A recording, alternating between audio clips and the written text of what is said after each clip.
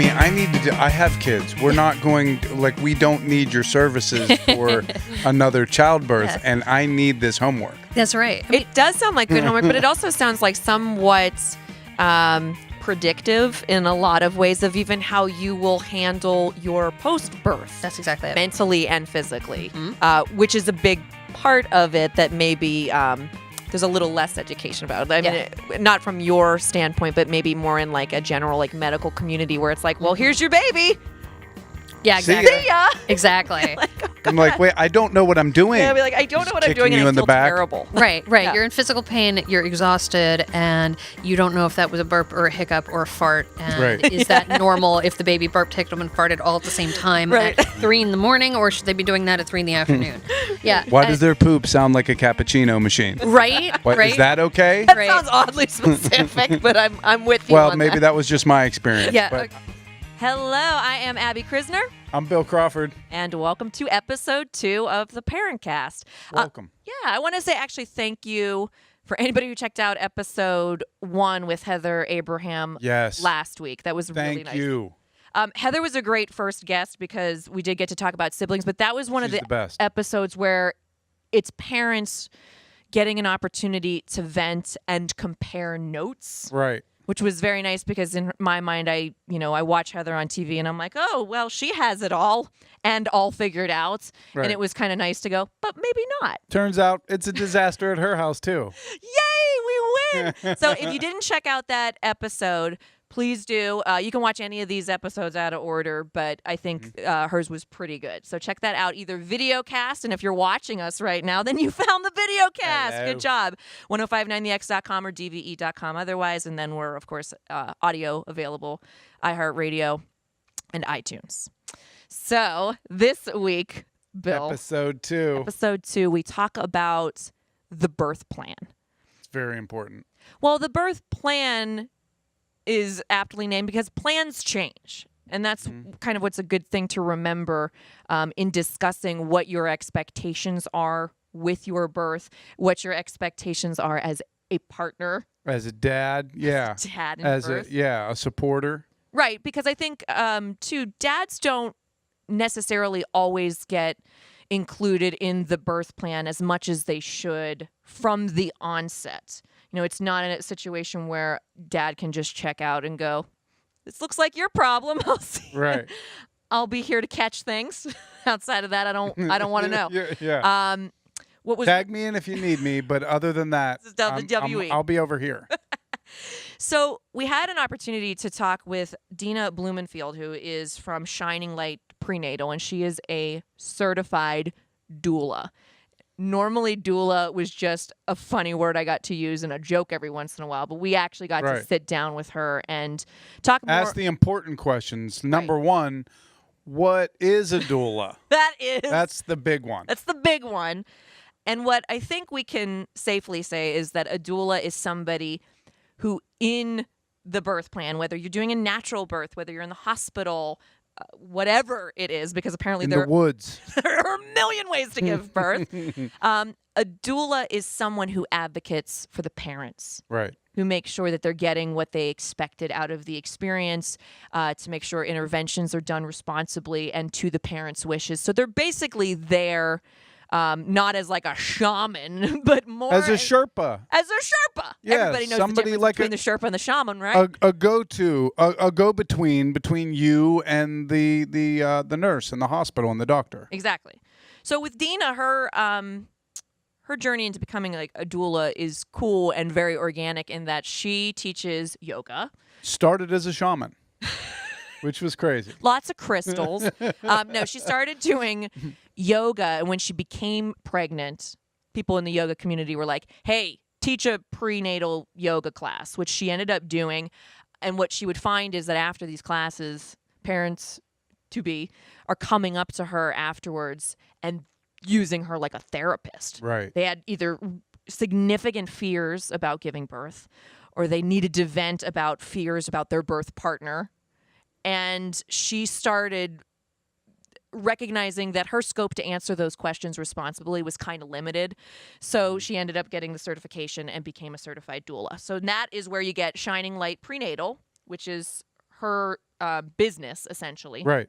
I went to her Lamaze classes and learned a lot. You'll also notice that Deena has a very soothing voice and demeanor, so you can understand how you could go to like one of those classes and be like, I need you to doula for me, and also talk to me after I get a parking ticket or anything negative that happens in my life. Can you do ASMR, or is that outside of your scope? You know what? She probably could. She She's definitely probably got that does. kind of- We don't know that she doesn't. Actually, I'll message her. We'll find out. You can contact them at Shining Light Prenatal. Please, whether you are ready to give birth or having your kid's born that's already in your rearview mirror, this is still a great episode because it talks about a lot of aspects of parenting and coping mechanisms, even, again, if you are already outside the purview of having children in the near future. So please enjoy our episode, The Birth Plan, here on the Parentcast. Yeah. Well, because if you think about it, yoga is kind of like therapy for your body. Yes, it is. Like I've been holding this pain and disappointment in my hips for the last 15 years. That's weird. How'd that get to? Why am I crying? I'm crying right now. Why am I in downward dog bawling? Right. It's like you've been to yoga class before. I have. Yeah. I tried it out, and that was metaphor, but it also happened. It happens. Yes. Yeah. And no shame in that. That's what's supposed to happen. Yeah. Like that's a good class if you cry during it. So. Yeah. But yeah, it really came about because of what my students were asking for and the needs they had. So I did my first doula birth actually for one of my yoga clients, and I was woefully underprepared for that. It was 31 hours of labor that ended as a C-section, and she ended up being okay, but it was one of those like, wow, I thought I knew stuff, and now I know I don't know stuff. Right. You know what I mean? So then there's 9 years of conferences and continuing education and all kinds of other stuff to go with this. And so I've been doulaing for, I guess it's been more like 9 years I've been a doula, and 10 years of prenatal yoga, and about 9+ years of childbirth education. So it's been a long time, which is cool. Yeah. I'll be the guy in the conversation. The next question is, what is a doula? That's a great question. Yeah. And so I'll give you what a doula is not, because there's some kind of misconceptions. So a doula is not medical personnel.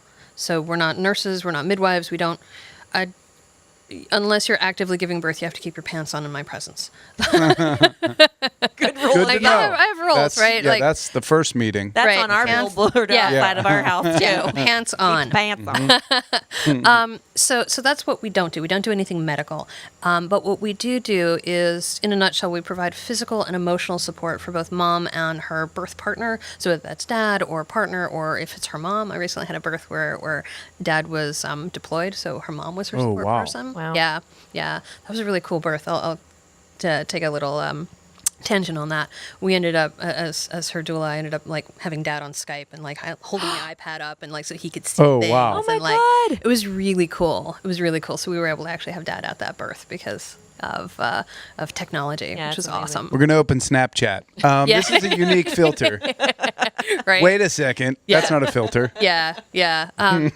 So in that birth, it was very different support than I was offering for other births, right? So I did have physical support for her in terms of like massage and back pain and things like that. But for her, it was a lot of emotional support. And my primary job was keep dad on the video and let dad be involved, and that was a very different experience than other births that I've had, where some of them, they are all physical support, right? Mom is going for a natural birth and she needs more hands-on. Let's get you in the shower. Let's get you on a birth ball. Let's massage. Sometimes I'm there really for dad only. So I had a birth years ago where mom was fine. She's just hanging out. She's doing her thing. And, like, I'm sitting on the couch over at Mickey, and dad and I are just talking. We're talking politics, talking work. I'm like, why am I here? Like, seriously, you guys are paying me to sit here and, like, bullshit effectively. Why am I here? And Mom finally... The dad's like, I'm cramping. I'm cramping bad. Right? Sympathy pain. Sympathy pain. So Mom finally goes, I think I'm ready to push. Dad sits bolt upright and goes, oh, God, I think I've got puke. And I was like... Oh, it's you. That's why I'm here. Because if you're calm, she's calm. He didn't end up throwing up. It was fine. Right. But, so in terms of like the support that we offer, it ranges greatly depending on our clients. So we always meet with clients like prenatally. At least in my group, we always meet twice prenatally for about 2 hours apiece. I actually have a meeting this afternoon with a client too. Yeah. And we get to know mom and her partner really well and what their physical needs are, what their emotional needs are. Does she have any medical complications? What her hopes are. And then we help set realistic expectations for that birth. And then we help dad figure out, assuming it's dad instead of partner, right?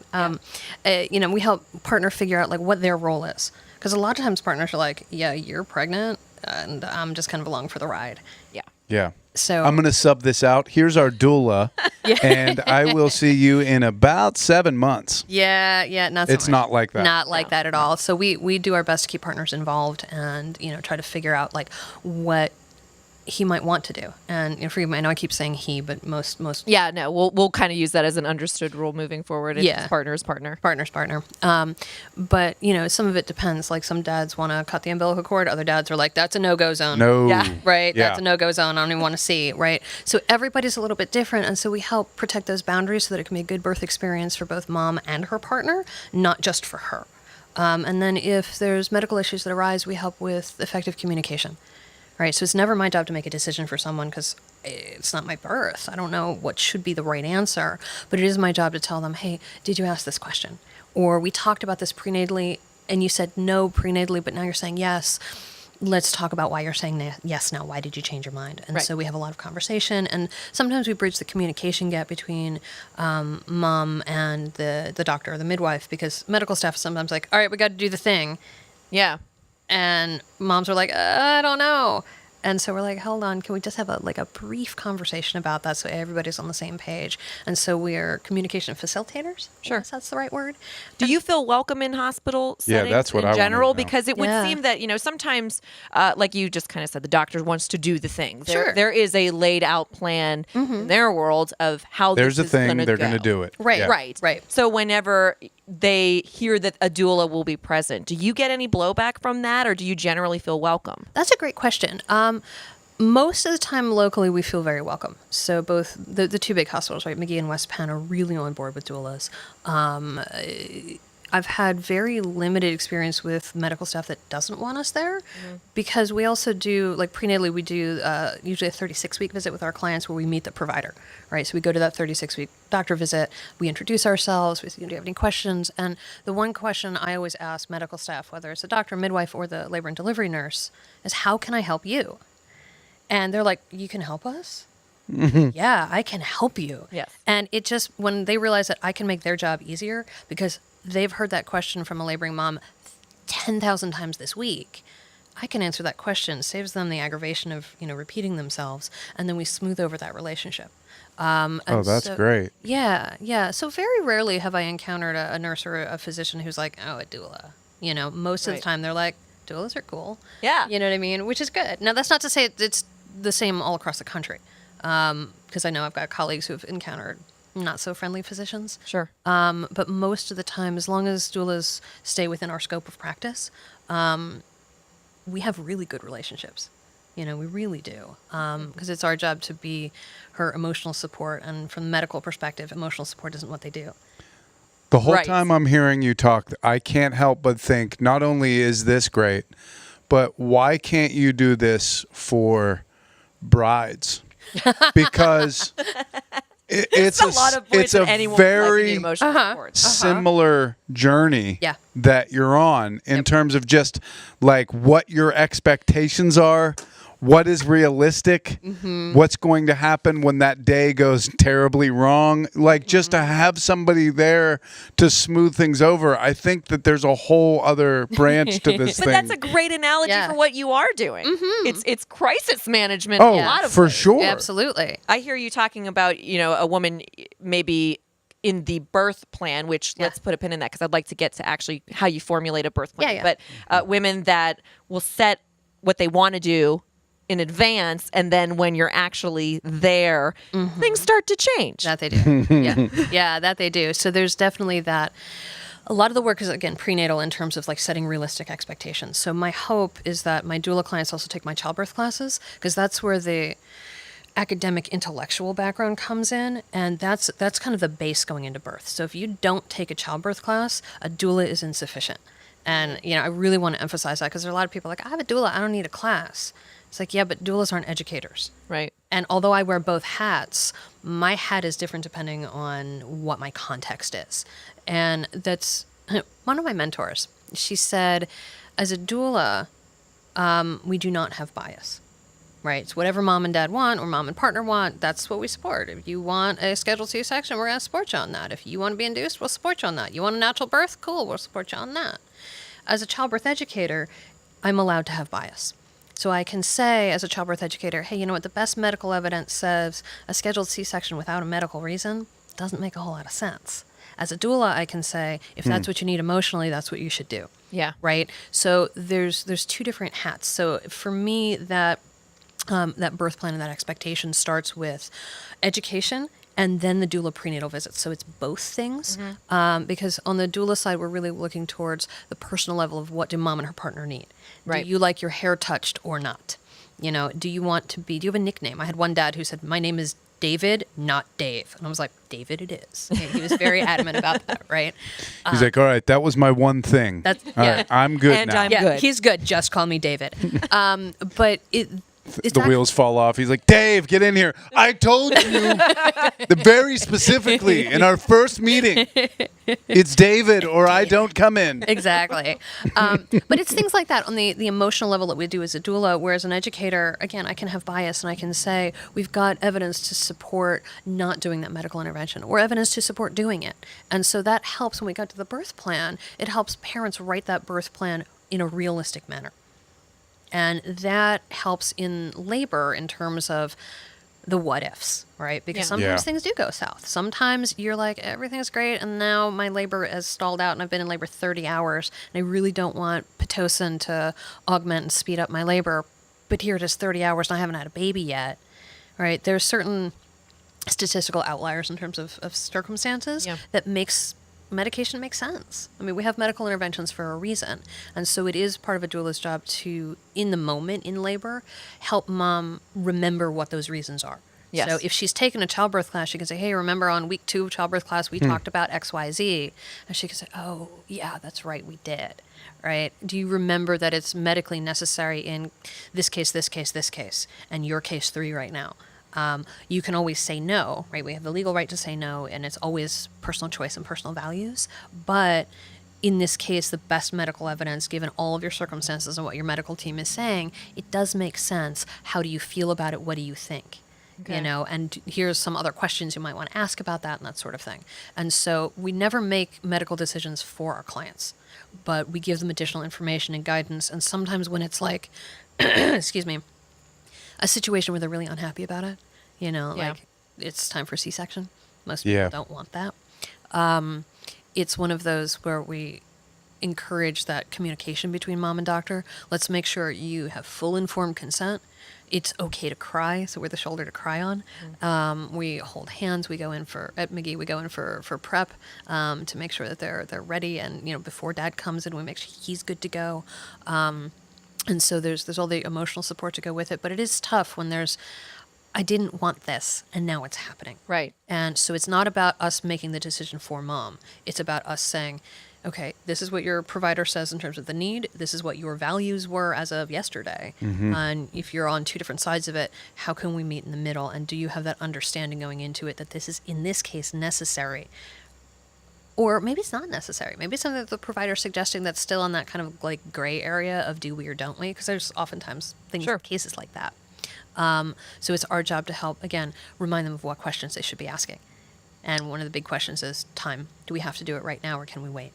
You know, and that question is kind of nice for parents to know, is it critical? And that helps them feel better about the situation. Because if medical staff's like, yeah, you got to do the thing, then parents kind of have that understanding of like, this is going to be okay. Yeah. You know? I almost feel like having a doula might have saved my husband quite a bit, because it's almost like if Deena would have been in the room, I would have like respected her verbiage a little more. But much like you're talking about saying, okay, well, we decided that this was the right course of action before we were in labor, and now we're changing our mind. What's going on? Because I think I was at that point where a critical decision needed to be made, and my husband said, well, remember you said what you wanted. I was like, get out of here! What are you doing? It's like I completely lost my cool. Whereas if the soft-spoken nature of Deena's understanding, if she would have said it, I might have been like, you're right, I did say this. Yeah. But I don't know, and that might kind of lend itself to this idea that men in the delivery room Go ahead. don't get a fair shake because you are there in a very supportive role. But in the back of my brain, I'm thinking, you have no idea what this feels like. Right. So how did you find your experience being in labor and delivery with Serena? Oh man, it was scary because the first time Serena wanted to have like an all natural water birth, and I was like, okay, we're gonna have our kid at Sandcastle, that's fine. Lazy River, that wouldn't be the first time that's happened, right? But we had this super detailed birth plan, and she had a midwife, and what we learned was that you can have the most extensive birth plan possible, but at the end of the day, like the birth has a plan for you. That's exactly. And there's really no way to tell. Like I felt incredibly inadequate, like more than my usual like levels. Resting level inadequate. There was a peak. I really did peak there because I just couldn't. She had an epidural, and then it wore off, and she was 8 to 10 centimeters dilated. And she went into this weird place where like the monks that set themselves on fire go. And so she was like on her side holding on to the railing. Yeah. And I was like in her face, I was like, where are you? You're robbing me of this moment. I'm not good at this. I'm going to go out in the hall with David. Yeah. I just didn't know what to do. Like I just really felt like it was bad. And somehow I internalized that as like my fault. Sure. Because, we went to Lamaze, we did the breathing, but like once you're in the throes of it and you don't have somebody who is a professional there, that's advocating only for you. the wheels come off. Yeah. And then you're just like, now we're in no man's land. Yeah. Do you see that a lot with partners? I have to imagine you do. It's interesting. With a lot of men, I hear this, and then there's limited research on how dads feel after birth. We do a lot of studies on moms, right? But what we know about talking to dads afterwards is there's a lot of that deer in the headlights kind of thing that you were describing. Like when she's holding on to the railing, you're like, I don't know how to deal, right? Because how many times have you ever seen a birth before? Like aside from like fiction and movies, like you've never seen one. Most people haven't. Like it's question number 1 in my childbirth classes. How many people have actually been in the delivery room for a birth? And like the one person raises her hand, I'm like, oh, you? She's like, yeah, well, I'm a nurse. Of course, right? Training, you've got to do that. But because as a society, we've never seen a birth, we have no idea what's normal, right? Doula's job is to know what's normal and what's not. And a lot of times during labor with dads, they'll look at me and they're like, is this okay? I'm like, good. Like just a little thumbs up, like you're good to go, or like a hand on the back. You got this. You're fine. And sometimes that's all you need to feel like, all right, I am doing the right thing. Because you being, within reasonable distance of her face and telling her she's okay was absolutely the right thing to do. That's absolutely the right thing to do, and it may feel like it's not enough because you can't fix labor pain. Yeah. We can fix headaches, we can fix hunger, we can fix fatigue. You can't fix the contraction pain because that's normal. And so that's one of the things that in the prenatal coaching sessions we talk a lot about is like what's normal and what's not, what's a problem and how can we fix it versus what is this normal flow of labor look like? And what you described as transition, right? That 8 to 10 centimeters, that is the most intense part. And where she goes into her own head, that's gone. Yeah, A we call it. different There is no Deena, only Zool. Right. Where is my wife? What? Right. Wait, she's not touching the bed. Yes. Yeah, She's not on the bed. Yep. We call that labor land, actually. There's a term for that. Yeah, it's an emotional state that we call labor land because birth happens in the reptile brain, right back here. It's not in the frontal lobes in the logical brain. We receive because it's a physical process. So that's why. Wow. Yeah. Right. Whoa. It's really cool. So that's why, birth is like sleep. It's like digestion. It's like peeing and pooping. It's a normal bodily function that we only do once, sometimes twice or 3 times in our lives, or if you're a Duggar, like 20 times. I don't understand that. And counting. Minimum. Yeah, and counting. Yeah, that's just awful for your body, by the way. That 20 That kids is doesn't awful. sound rad. Yeah. I'm still in recovery after one, so I just see that and I'm like, no. It's a womb, not a clown car. Let's Let's wrap it up. And nothing wrong with big families, but there's physical limits to what our bodies can do. Yeah. And there's big risks that come with having more than 5 kids. There's actually pretty big risks that can come. Oh, wow. So it's just something to think about in terms of like family planning and what people want. And, to each his own for sure. But at the same time, from the medical perspective, if you're pregnant with number 20, I'm nervous.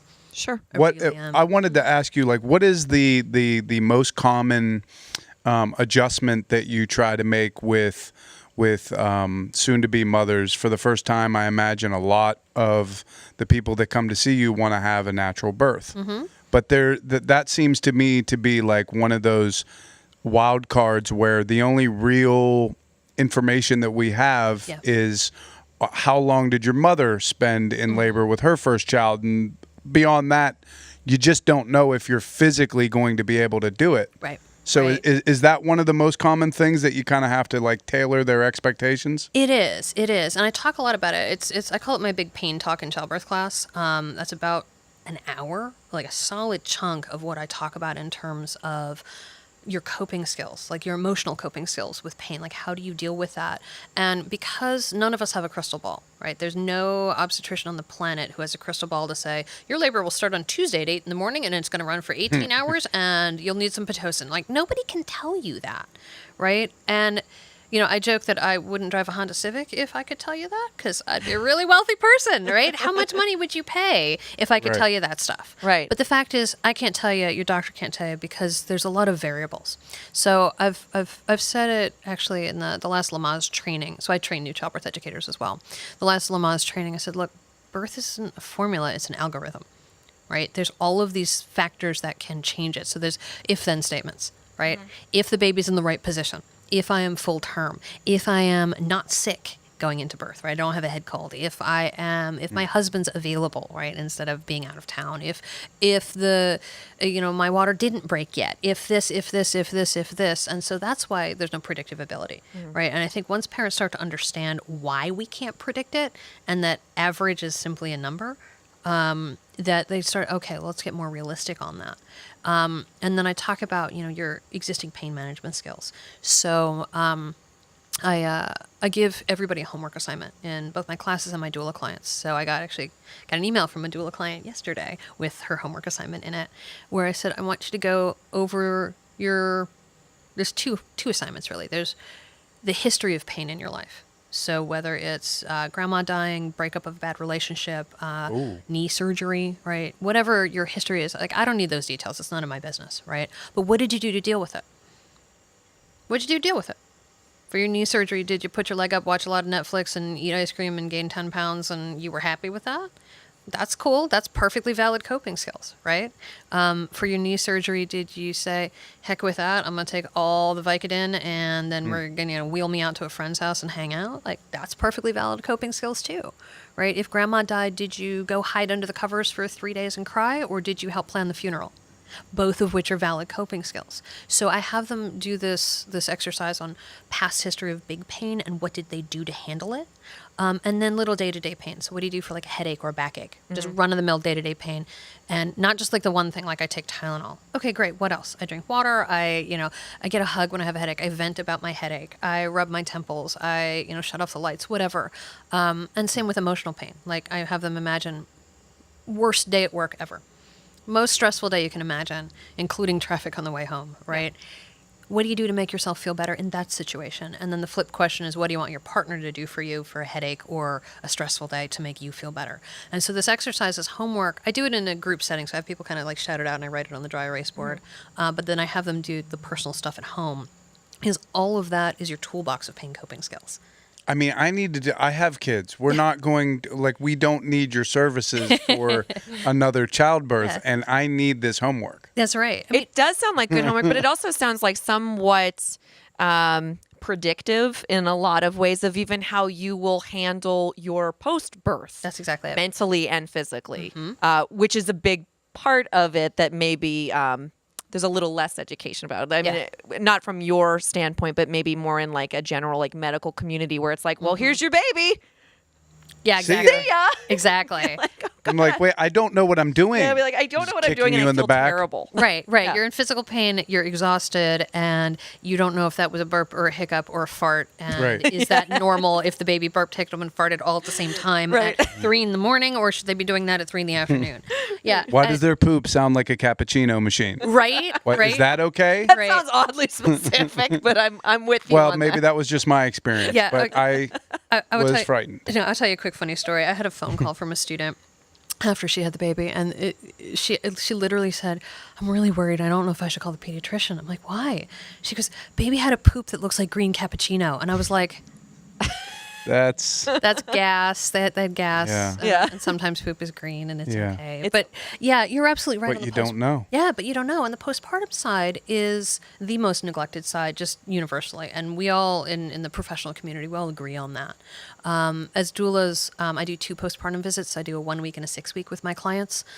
Some of it is, although I can't technically screen for postpartum depression, I'm screening for postpartum depression and anxiety. You know, did you eat today? Have you showered? Is, your house a complete disaster? Because I've been to your house prenatally and I know what it looked like before. Does it look different now? How are you doing emotionally? Are you very teary? Is your husband helpful? Is he like, bye? How are things going on? And so you're absolutely right that postpartum, we just shove babies in your arms and send you home with nothing. And, then there's medical stuff to deal with. You're bleeding postpartum as a mom for a couple of weeks. You've got continued contractions and cramping, so your uterus can go back to its pre-pregnancy size, and then toss fatigue on top of everything else, and then potentially breastfeeding problems and whatever else can go on. It's and then also keep this baby alive. right. Don't kill them. Yeah. Don't drop them. Don't forget all the rules of safety and buckle them in the car seat and the pediatrician visits. And infants are all consuming for at least the first month. Sometimes longer. Or 2 years. It's 2 like years. it's a Yeah. toss up. Yeah, it is. True. It gets a a window. little bit It's a big easier window. when they're. No, it does. Yeah, when they can dress themselves, it gets a little bit easier. Oh crap! Should she be able to dress herself? Nah, not a 2. No. Not a 2. She'll still try to put her face through a shirt at 2. That's mostly it. Yeah, Yeah. putting the shoes on the hands. And Yeah. Or Cool, cool, or we getting figured the it out. shoe, like right on the toe, and then And then you just- fix it. Yeah, You exactly. fix it. Yeah. That's it. Yeah, I got that a lot. Mama fix. Yeah, Mama fix. Mama fix. That's what I And got a lot. boy, does Mama ever. Yeah, right. Fixes everything. Yeah, I think honestly, like we did a story on the morning show where Val said that there's a new study that men are experiencing postpartum. Yeah. Because for me, our first child, we weren't really we prepared to become parents, and she had a good job and I did not, so I was the stay-at-home dad. Yeah. And I lost my mind. It was a very difficult year for me. I was just like no sleep.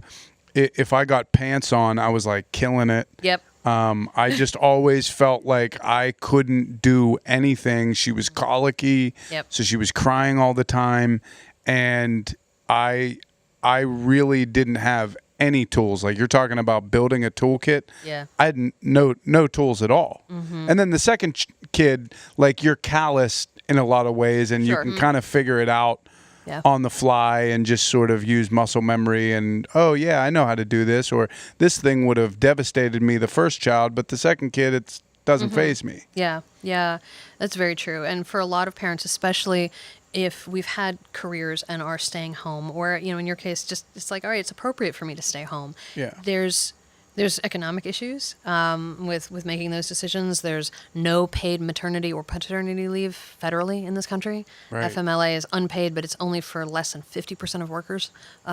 We are the worst in the world for that. There's only one other country that doesn't offer paid leave, and that's Papua New Guinea. Everybody else has paid leave. And when we Wow. have... Yeah. You don't want to be in the same boat as Papua New Guinea on, No. on this one, Generally. just on this thing. Just on this, Everything I'm sure they're great else, for other great. stuff, but yeah, I mean, it's shameful, and we have no support. There's no community support, and a lot of us live, in different cities than our parents. Like I had the same problem. I grew up outside of Philadelphia. That's where my family is. Right. Mm-hmm. The nearest family we had was 4.5 hours away. There was no grandma to come in today to help out, just because I was exhausted. Right. And so you're absolutely right on the study on dads and postpartum depression or PTSD or things like that. It's because, there's a couple of reasons. Dads are ill prepared for birth. right? So ill prepared. So ill prepared. And when you've only ever known your wife or girlfriend in this particular context, like we are now, having conversations, sitting on the couch, we are normal, intelligent human beings. Hanging out, right? This is how you know us. And you've never seen us in big pain before. I hope, right? You've never seen us in big pain. It's not something that we're well equipped with. And it's just human nature, man or woman. It's a human nature to say, there's a problem, there's someone in pain, I want to fix it. Yeah.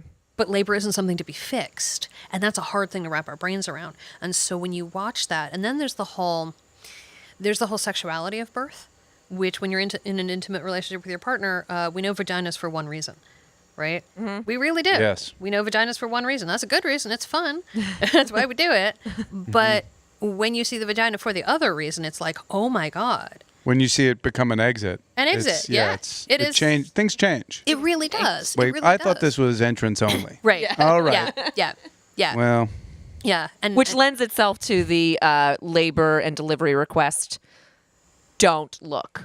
Like Don't. you are here and you're not anywhere else. Yeah. Be supportive from the shoulder. Yeah. Yes, right here. And that really depends on the individual, right? There's some dads who absolutely are like down in there and like, yeah, this is great. This is so cool. I can see hair. It's exciting. Oh, and there's who other are dads these who are like, psychos? oh no. And they literally are like ghost white and like, Yeah. Right. I will turn that dad around. I'm like, mom's face is over there. You're going to sit here so you can see her face. You know what I mean? But there's that, again, it's personal boundaries. And I think the feminist movement back in the 70s did a lot of things right. But pushing dads into delivery room when they didn't want to be there is a problem. Wanting to be there is good. If mom and dad are like, cool, I want you, that's awesome. And he should be there, right? But we have set a societal expectation of what we think dads are supposed to do and how we think you're supposed to behave. And that's where we get trauma for dads after birth, because you have an expectation. Just like sometimes as a woman, we have an expectation of like natural birth, and that may not happen. Maybe it does, and that's great. And if it doesn't, that's okay too. But the expectation is I failed. Or as dad, the expectation is you're going to hold my hand and you're going to coach me through it and you're going to be awesome. I mean, that's why I hate the term birth coach for dads. Seriously, if you've never played football, how you coach the game. Right. If you've never Yelling from the sidelines and All right, guys, coming up with do a the game plan run that you thing. don't have to do. Right. Take right. the ball, and then you go. I don't know how this works, but I think the plan I have is everyone run at the same time. That way. But you're way. bad at this. Yeah. We should get a real coach. Yeah. Those guys wear different colors, so run towards them. Yeah, I mean, that's it. That's what we've asked of dads. And so that's why doulas and dads work really well together, because in the moment we can say, how you doing? We can say, when did you last eat? Oh, it's been like 6 hours. You get a sandwich. I'm going to hang out with her. When you come back and you're well fed, you can come back and do, additional support here. And so that team effort means that dads come out of birth feeling like whole people. And when we know what your boundaries are, it makes a big difference. And so it's... Boy, we missed out. Yeah. You can always try again, right? Yeah, there's... Yeah. It's a little late in the game. But yeah, it goes back to birth planning too, as far as a birth plan is not just about mom. Sure. Actually, let's go ahead and jump right into that. So, great segue. It's a huge undertaking to really fast forward into what you think it will be like. And again, trying to manage those expectations. So where would someone start if they wanted to create a birth plan? That's a great thing. I have... Well, okay, so I'll give a little plug. If you sign up for Shining Light's mailing list, you get my birth plan template for free. So there's that. There's a template. There's a template. That's fantastic. That heals a lot of hearts. Everybody being needs like, that. There's a template. Yeah. There's a lot of templates out there, but I'm obviously biased towards mine, and I'll tell you why. I have a different view of what I think a birth plan is. So a lot of people assume, they hear the word plan, and it's like, okay, well, I'm going to go into labor, and I'm going to do this, and I'm going to do that, and I'm going to do the other thing. And my husband or partner is going to do this and going to do that. Except it's really not what it is. Think about planning a vacation, right? If you're planning a vacation, you're like, there's certain things you do plan. I'm going to get on this flight, and I'm going to go to this destination, and I'm going to stay at that hotel, right? You've planned those 3 things. But what if the hotel had a flood? Then you got to be flexible. Stay at a different hotel. Maybe it wasn't as nice, or maybe it costs more than you were planning, but you did it anyway. Maybe you were planning on going to the beach, but again, it rained, or it was like 110 degrees and you were going to die. Right. So instead, you went shopping or went bowling or did something different, right? When we're planning a vacation, we build in flexibility, don't we? We build in alternatives. Oh, well, on day 3 of our trip to Europe, I'd like to see this museum, but we may just decide to go walk around the city and see what we're seeing. We should build the same flexibility into the birth plan.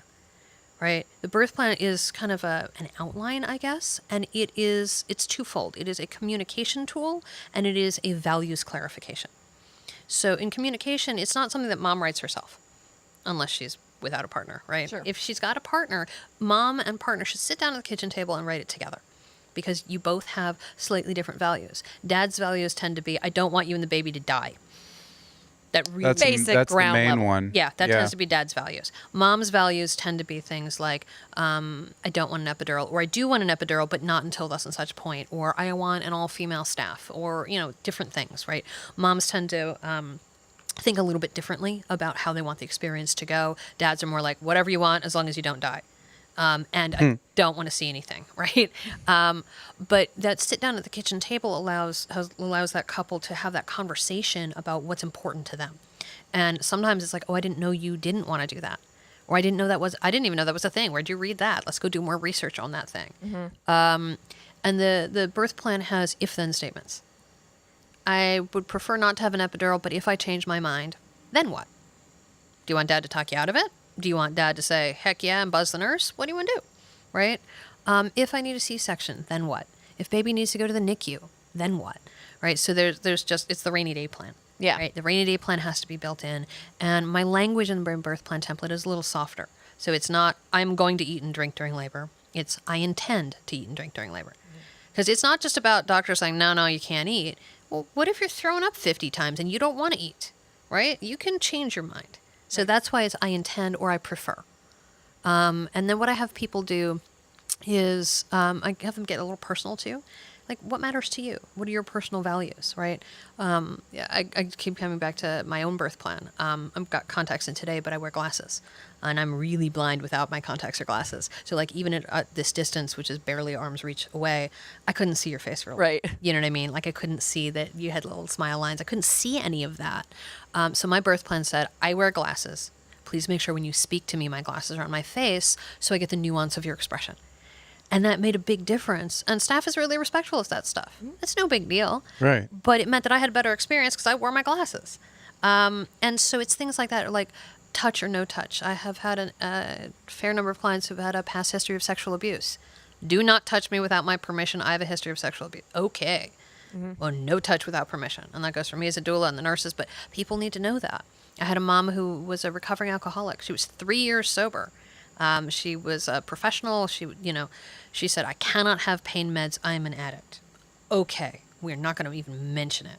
You know what I mean? And so there are certain things that are very, very personal, very big deal. We had a client who, they were very religious and they needed baby's first words to be a certain prayer that dad said. And mom ended up needing C-section, but because it was in the birth plan, we had communicated with medical staff. They pull baby out for the C-section. The entire room goes silent. They drop the drapes so that dad could see the baby. Dad says the prayer, take baby, do the thing. And then, you know what I mean? But it was perfect. Mom and dad had a great birth experience because they got what they needed out of that. Right. That was the one thing they valued. And for me, birth planning is not, I'm going to have this and that, but it's really a way of saying what is important to me.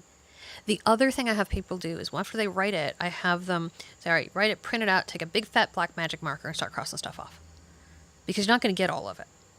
I wanted to wear my own clothes during labor, but I'll live if I wear a hospital gown. I'll cross that one off. If my Bluetooth speaker's out of batteries, I'll live without music. You know what I mean? Like, we cross stuff off. And then I tell them, like, healthy mom, healthy baby don't count. Wait, that's a given. But I want you to get to your top 3 most important things. And that's what you advocate for with your medical staff. And you say, it is important to me because, whatever that reason is. Right. And so it starts with mom and dad at the kitchen table. Then they take that to a provider visit. I actually went to a provider visit yesterday, and this doctor was fabulous with it. He looked at mom's birth plan. He actually read it. That's fine. Yeah. And he made the face, the one thing we knew he was going to make a face on.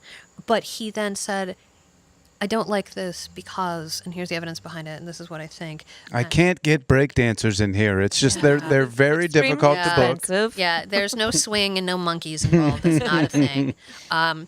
But he had a reasonable conversation with her. And that was one of the things she had already crossed off her list. So she was like, cool, I don't have to, it's okay. And everything that she needed, he was fine with. And so, he gave it back to her like we were all good. I've had other birth plan conversations with providers where they like pick up the paper and they're like, meh. So that is what happened to me. Because you just brought up something about bringing that birth plan to a provider in advance, which is a step I did not heed. Yeah. Because I remember getting to the hospital, and not only was the physician quite angry with me at the beginning because I had waited so long. Oh, wow. Which again, all in all, and it sounds very similar to yours where you're like, I'm actually really happy with my first birth, even if it came from a place of maybe not knowing exactly what was going on. But ultimately, when you leave with the baby, you are generally happy with it. Let's say, if you're all intact. So, but no, I remember laboring at home and feeling very comfortable and from your classes, quite mentally and physically prepared for my expectations. Sure.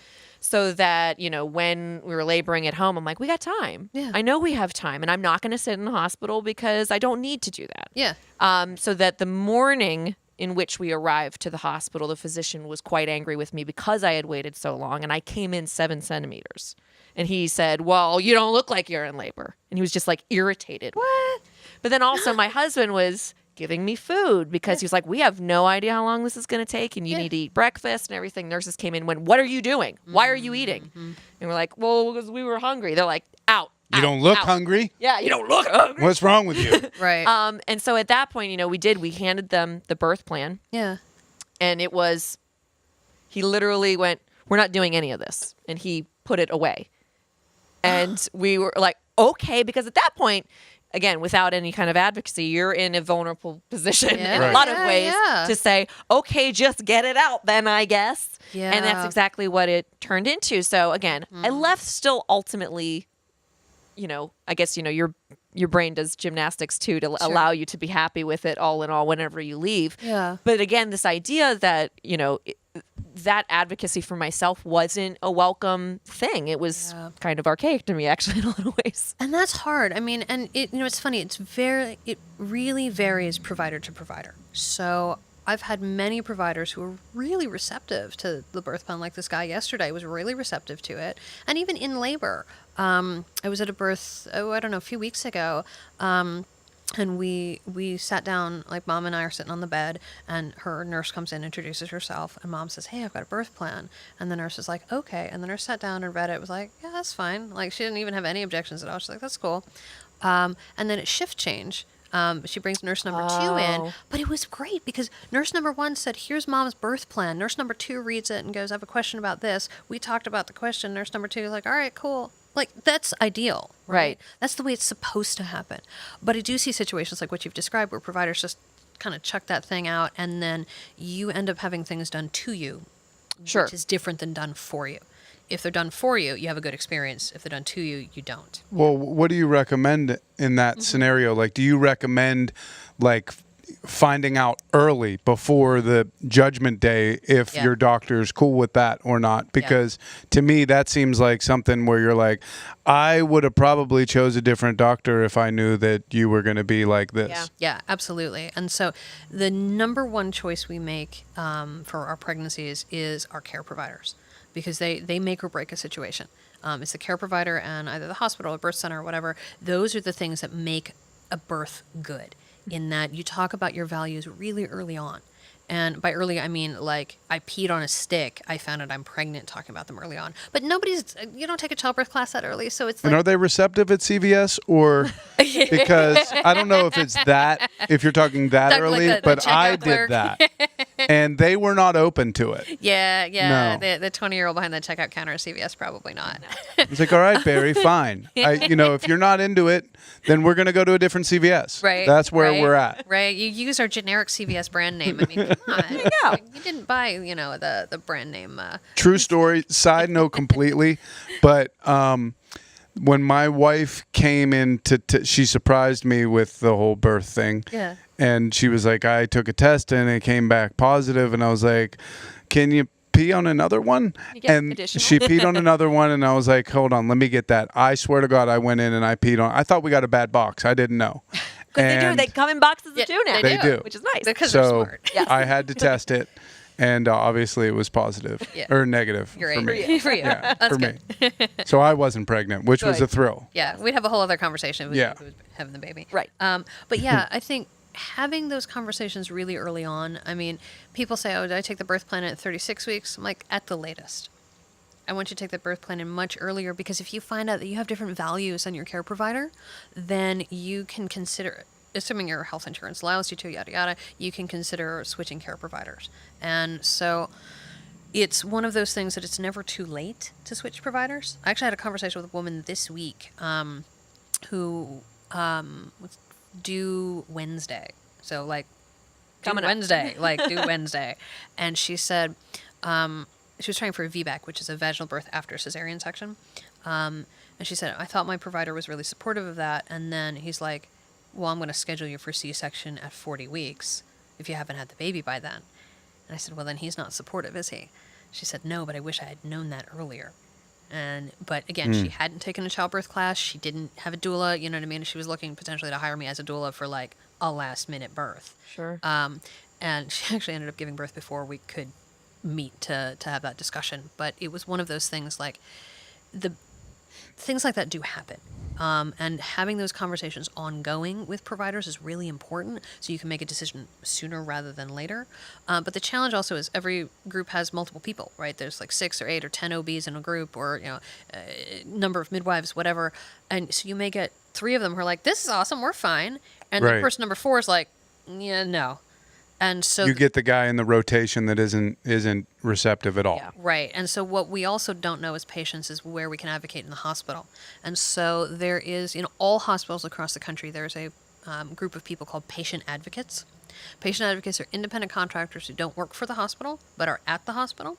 So if you have a conflict with your provider, you can just pick up the hospital phone, dial 0, ask for the patient advocate line, and say, I need to talk to someone. And they're staffed 24/7. They can come up to your room and resolve a personal conflict with somebody. If there was something that went on during labor that you didn't like, you can talk to them after the fact, file reports, that sort of thing. And so, nobody likes a bad review. Sure. But that's something that can start, if it was something really egregious, it can start, a process for medical staff on that. But in the moment, the best person to talk to on the floor is actually the nurse manager if you're in hospital. Nurse managers, think of nurse management like a restaurant manager. Mm-hmm. You know what I mean? Like, if you get bad service at a restaurant, you ask for the manager. They not only bring you new food, they comp you dessert, and maybe you get a gift card for next time. How did it happen? We happened at a local restaurant. I got a gift card again, so it was like pretty cool. We didn't enjoy the delivery, but we did get a brownie and So a there you gift go. card. Right, a brownie and a gift card for next silver time. lining. But what that nurse manager can do is she can say, you know what, you're not getting along with your doctor. There's 25 residents on the floor. Let me assign you someone new. Because the nurse manager wants you to have a good experience. Just like if you have bad service at a restaurant, there's different wait staff they can give you. Sure. You know what I mean? And so we often feel stuck because we only know this much. And knowing how the system works is, not that you can see on a podcast, but my arms are really wide, right? This much information as far as how systems work and where we have negotiation and flexibility. And the short answer is we have a lot more flexibility than we think we do. It's something, I take a page from toddlers, and I'm sure with a 2-year-old you're getting this. Mm-hmm. Mom, can I have, Mom, can I have, Mom, can I have, Mom, can I have, Mom, can I have, Mom, and eventually you're like, oh, just fine, right? Right. Because we want them to just be done with it. And other times it's Mom, can I have, and you can't think of a reason to say no. Yeah, So I you hate say it whenever yes. they kind of are right. You're like, Yeah. Mom, it's actually a reasonably thought out. You got me this time, Exactly. I have to. but I'll be back. You have to buy it. Yeah, I ended up buying my daughter a faux leather jacket at Target because she's like, well, you have one. Like, I do have one. Do you have one? And she's, we could be like twins. well, now she's selling it in Right, she's addition to totally just selling having it. a reasonable request. Now Right. she's Well, selling it. here's a question that I have, because we're talking about all the staff at the hospital. Yeah. What happens if you're sick? Like, who's the number 2? That's great. If you question. go down. That's a great question. So I will be honest that my doula service at Shining Light does it very differently than everybody else in the city and very differently than most people across the country. So the way it works with most doulas across the country is you hire one person, and let's say she gets the flu or her kid's sick or whatever, and she can't be there, then she does have a backup, but usually she's paid that backup between $25 and $45 just to be a backup. And as mom and partner, you maybe have had a phone call with a backup or no contact at all, and all you have is a name and a phone number. And so you effectively get a stranger who shows up to your birth who knows nothing about your values, nothing about your needs. She might not even know your medical history enough to know that, like, oh, you do need these medical interventions. Comes in and calls your husband Dave. I mean, just like Exactly, stuff like, exactly. this is And not Dave what we guys ordered. having like the worst birth. Right, because he's not being called David. And, Right. you know, but stop, it matters. And so there have been, over the years, I've had a number of moms say, I've refused the backup. We just went without. Where the backup came and it was like, nah, I kind of wish he wasn't there. Right. And so it's better to have a backup than no backup. But the way my group works at Shining Light is we always work as partners. So you always get, if it's me, it would be me and Natalie, or me and Emily, or, you know, we partner together. And sometimes it would be Natalie and Emily, and there's a couple of us. I actually interviewed someone else this week to bring them on. So, you know, we pull in 2 of us. So the 2 of us go to the prenatal visits with the client. The 2 of us go to the provider visit, and then 1 of us is at the birth. So we all have the same information going into this birth. And if a client says, oh, Deena, I love you, but she was awesome. Cool, then you take my partner. If you have a preference, that's fine. But if my kid's sick, my partner goes. Or, you know, we also have the ability, because we're not violating privacy, my partner, if she's at that birth, can text me and go, oh my God, the doctor said this and I don't know what to do. Right. And because I'm well slept and well fed and not emotionally invested because I'm at home, I can text her back and say, oh, try this or say that. Oh yeah, great. Or vice versa. If I'm at the birth, I mean, like I said, I've been doing this for 10 years, but if at 3 a.m. on no sleep, nobody's brain works as well as it should. And so to have someone with a clear head who knows this client really well too, is helpful. The other thing that's different about how my agency works, remember that first birth I told you about that ended up being like 31 hours? Yeah. I ended up sleeping in my car in the parking lot at West Penn Hospital because I was not safe to drive home. Wow. That was kind of embarrassing and awkward. Yeah. I bet. Especially when security's like, hello. I'm like, Hello, lady. I just need coffee. It's fine. But we have the ability to swap each other out. So most of our births don't go that long. Most births are in that like 8 to 12 hour range from the time we're physically present there. But we had a birth about 8-9 weeks ago. That was long. It was about 30 hours-ish. So my partner went in first. She was texting me on and off overnight. I got my kids off to school that morning, and I'm like, I'm going to show up and relieve you. And so we overlapped for about 45 minutes. She went home, got a shower, got a nap, got fed. I had to teach a class that night. She came back. She got to see the baby being born, and I didn't, which was a little disappointing because I was hoping to see this little kiddo. But it meant that we were able to provide good service for this mom the whole way through, and we weren't exhausted. That's awesome. So that's why the business model is what it is, where we always work as partners, and it has worked really well. I've been doing this since 2014 with the partner model. It's worked really, really well. Our clients are like super happy about that because it means they've got full coverage the whole way through, whereas with other groups they don't. Okay. Yeah. And I think that we'll wrap with this. Is there any situation that you have seen in which you believe doula services are not in the best interest of those clients? Oh, that's a good question. I'll tell you a very personal story. So with my second, my daughter, I had a doula, right? I paid her and scheduled her. We had our prenatal visits, and she's my VBAC baby, right? I had a C-section with my first. She was going to be a vaginal birth, so I'm like, doulas are helpful for that. It stacks the deck in my favor. And you know, I was laboring at home from about 1:30 in the morning to maybe 5:30 in the morning, and I'm like, I'm actually doing okay. Like, serious active labor in my dining room. But it was like, I was doing okay. And it was finally time to go to the hospital. And my now ex-husband was like, you know, so do you want to call her? And I was like, no, I'm doing okay. And I went, and I got to the hospital. She was born, I don't know, 2 hours later, 2.5 hours Oh, wow. later. So she was you know, a good VBAC. She was my natural birth. Yeah. And I really felt guilty because I didn't call my doula. And, after the baby was born, I called her. I'm like, I'm really sorry. Yeah. And she's like, no, it meant that I did something right because you didn't need me.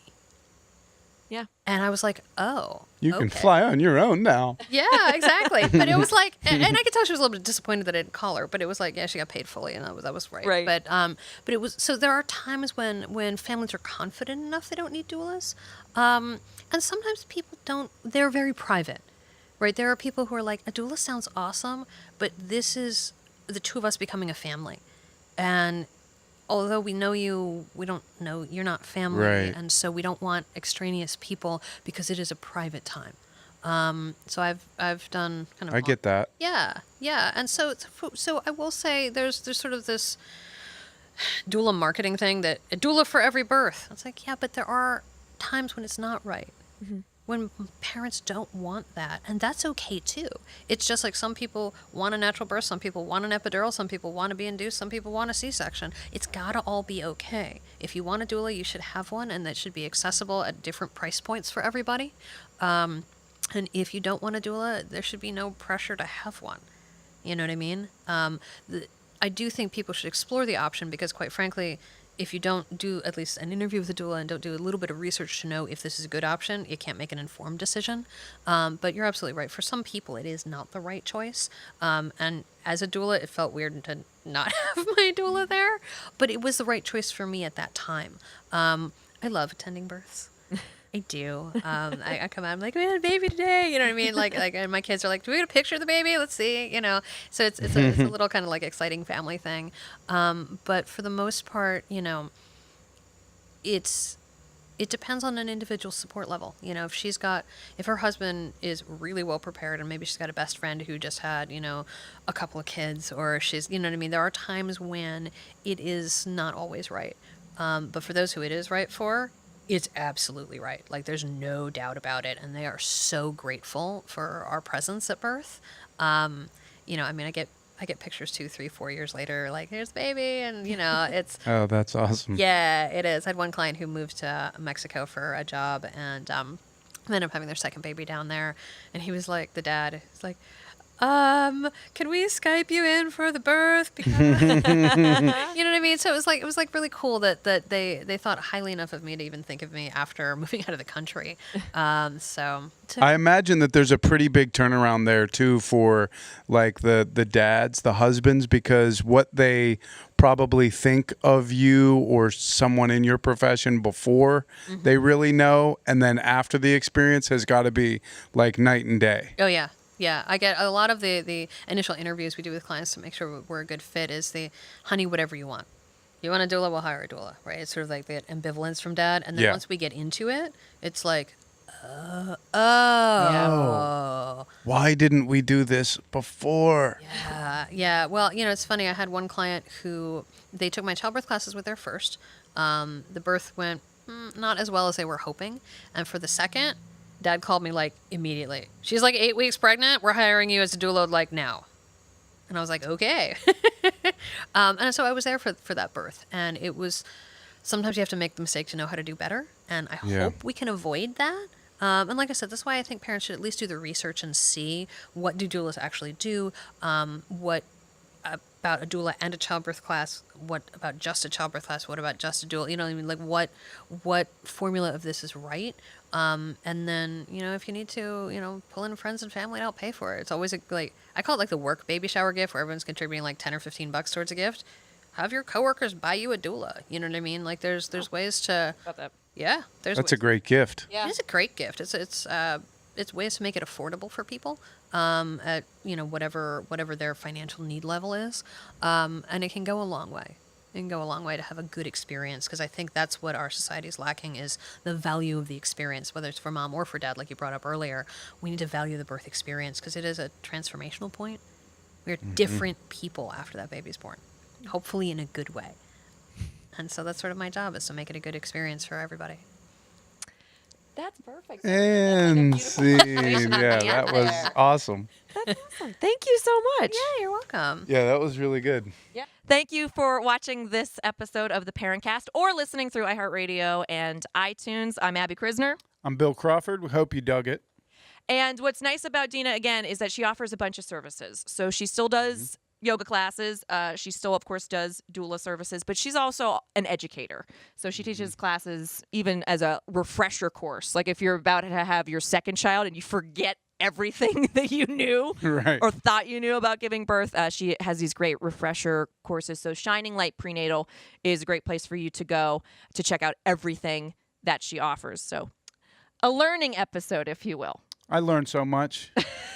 I learned a lot. I did. I seriously did. She's an amazing guest. Yeah, I liked the layers of it because birth is a physiological and emotional thing. And so you got to remember to kind of always couple those things together. I think next week we might be giggling a little more and not because we were talking about birth and vaginas and babies. We're going to depart a little bit from the physiology aspect. We're going to be talking with comedian Jeff Conkle, who you talk to every week at DV. Yes, DV listeners know him as Mr. Wednesday. Jeff and I have done stand-up together for over a decade. He's absolutely hilarious, and he has two little rascals of his own, so I thought he'd be a perfect guest to come on here and just kind of shoot the breeze with us. Yeah, he's so that answers the question, too, is who is going to be our first dad guest, like the true dad perspective. So that'll be pioneering the dad perspective. So that'll be Jeff Conkle again next week. Remember, we do new episodes every Thursday at 6 a.m. The video cast at 1059thex.com or dve.com. dve.com, yep. Or listen only, iHeartRadio or iTunes. So until then, I'm Abby Krisner. I'm Bill Crawford. We'd love to hear from you on future episodes as well. You can tweet at Abby on the X or at DVE Bill Crawford. Yeah. And we'll see you next week here on the Parentcast. Bye.